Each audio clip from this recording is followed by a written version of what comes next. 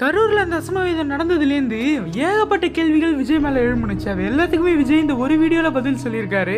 ஆனால் இந்த வீடியோ வரத்துக்கு முன்னாடியும் குறை சொன்னாங்க, இந்த வீடியோ வந்ததுக்கு அப்புறமும் குறை சொன்னாங்க.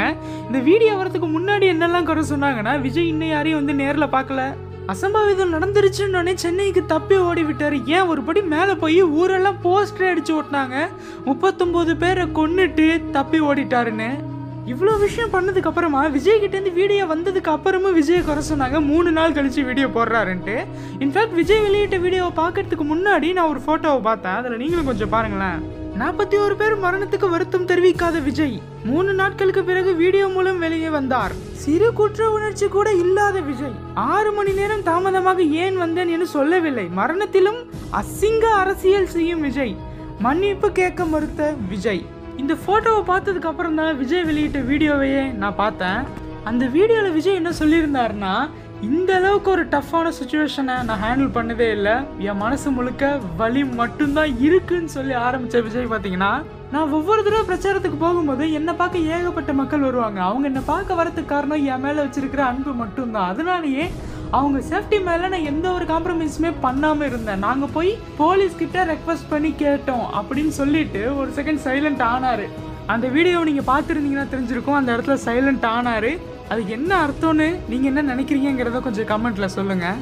அப்புறம் விஜயால் பாதிக்கப்பட்ட மக்களை விஜய் இன்னும் பார்க்க வரவே இல்லை. அன்னைக்கு சென்னைக்கு தப்பி ஓடி விட்டாருன்னு நியூஸ் போட்டுட்டு இருந்தாங்களே, அதுக்குமே விஜய் பதில் சொல்லியிருக்காரு. என்ன சொல்லியிருக்காருன்னா, நானும் மனுஷன் தானே, என்னால் எப்படி அந்த இடத்த விட்டு போக முடியும், நான் அவங்கள வந்து பார்க்கணுன்னு தான் சொன்னேன். ஆனால் நான் அவங்கள பார்க்க வரும்போது வேற எதுவும் பதட்டமான சுச்சுவேஷன் உருவாகிடக்கூடாது, அதை காரணம் காட்டி திரும்ப இந்த அசம்பாவிதம் நடந்துடக்கூடாதுங்கிற ஒரு காரணத்துக்காக மனசே இல்லாமல் தான் நான் அங்கேருந்து போனேன்னு சொல்லியிருக்காரு.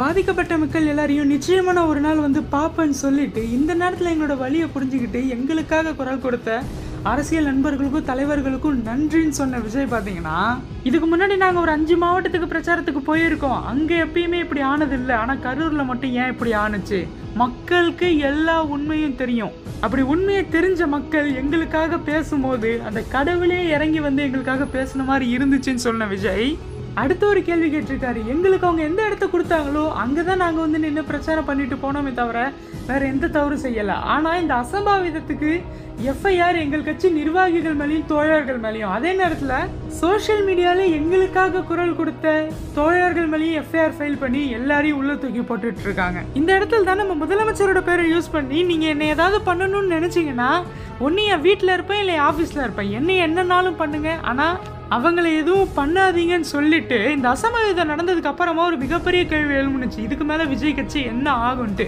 அந்த கேள்விக்குமே முற்றுப்புள்ளி வச்சிருக்காரு. என்ன சொல்லியிருக்காருன்னா, நம்மளோட அரசியல் பயணம் இன்னும் ஸ்ட்ராங்காக இன்னும் தைரியத்தோட தொடரும்னு சொல்லியிருக்காரு.